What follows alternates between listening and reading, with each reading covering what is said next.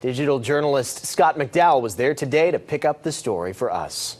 Oh, it's beautiful. Wind's blowing, the sun's hitting just right. Beautiful day for fishing. Father's Day.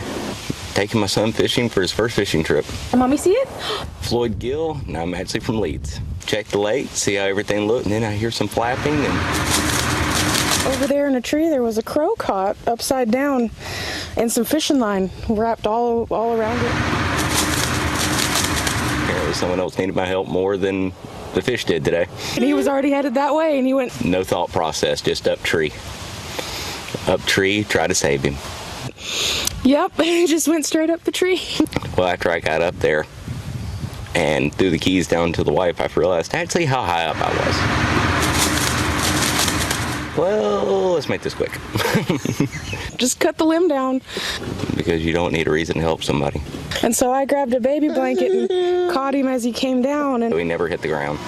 Of course, you know, we had our associate here that told us how to do it all, and I kept him wrapped in the baby blanket, and he unwrapped him. It was at least 100 foot of line.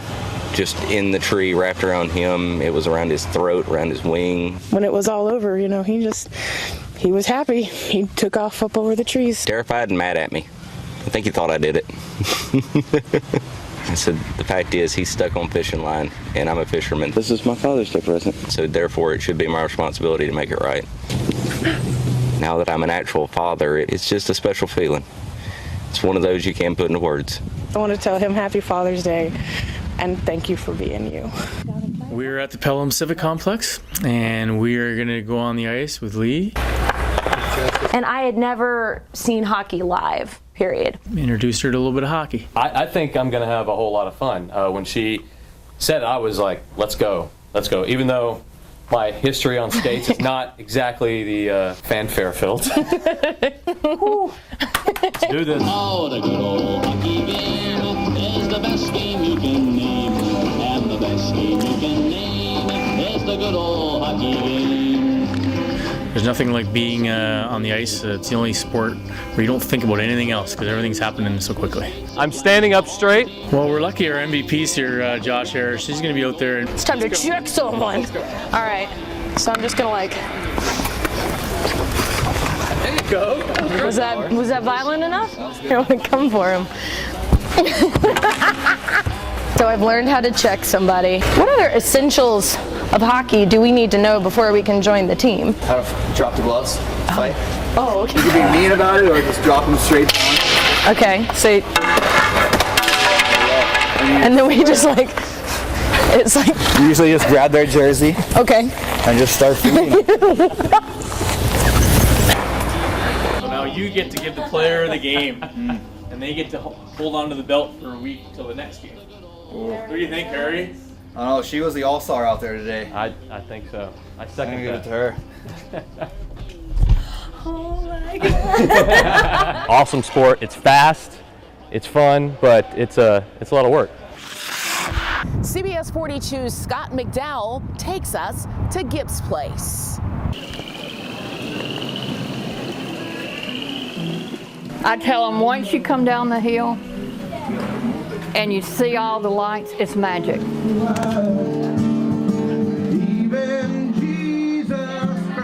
Something that comes over you, you can feel the spirit of love when you come down here. You can't explain it. We're in Bessemer, Alabama. Hey, where you from? A juke joint is where people come together and listen to the music. My name's Diane Guyton, and this is Gibbs Place. It's Henry Gibson. He's got more energy than I got. Thank you, baby. He's 98 and he still goes. I've been booking the bands here for 4 years. How many first-timers do I have? Mr. Gibbs started this place in 1952. He originally was going to do a baseball field for the kids, but he played music and they wanted to play music. So he eventually built what you see now. He's keep adding on, but it used to just be a platform out in his backyard, and it's gone worldwide. What makes it so special? What you make it special? And he'll tell you in a heartbeat. But you can feel it when you walk in and walk out. You have to be comfortable. That is God. You just feel it.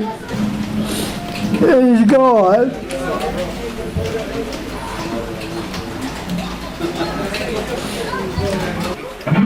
Brought him to tears. His motto is there's no whites, no blacks, just the blues. And he tries to bring everybody together. And when everybody's down here, you feel like one big family. Now, Mr. Gilt will grab you and dance. He may pull your wife up and put you with somebody else. I don't want my wife to see that. But people don't care. You know, they're just here to have a good time. B.B. King's been here. Some of the old blues guys. I mean, you can see the pictures on the walls. There's just a peace that comes over you. Everybody's one. He don't see color. You got to meet him to know it and to appreciate this place and to love it. Makes my soul happy. Everybody needs to try, because if you come once, you'll come again. To everyone, God bless you. It's a frightening reality that could be in a vehicle driving beside, behind, or in front of you. We know it because it happened to one of our photojournalists. A dark, winding road. A driver swerves into a guardrail, crosses the center line more than once, and narrowly misses oncoming traffic. Sadly, more than once as well. Here's what happened when the vehicle finally stopped. You didn't have anything to drink? Although they declined to go on camera, a person familiar with the driver and his circumstances told us the young man struggled with addiction. He claimed someone slipped a drug into his drink without his knowledge. We took this same video to the Foundry Ministries Men's Recovery Center, where we asked Jared Crawford. Whatever. It's like playing Russian roulette. Tyler Matto. It's not just a game. It's not like you can just hit, it's the video game, you can just hit restart. And Jeremy Fladstall to watch and give us their reaction to a person driving on drugs. And it's scary.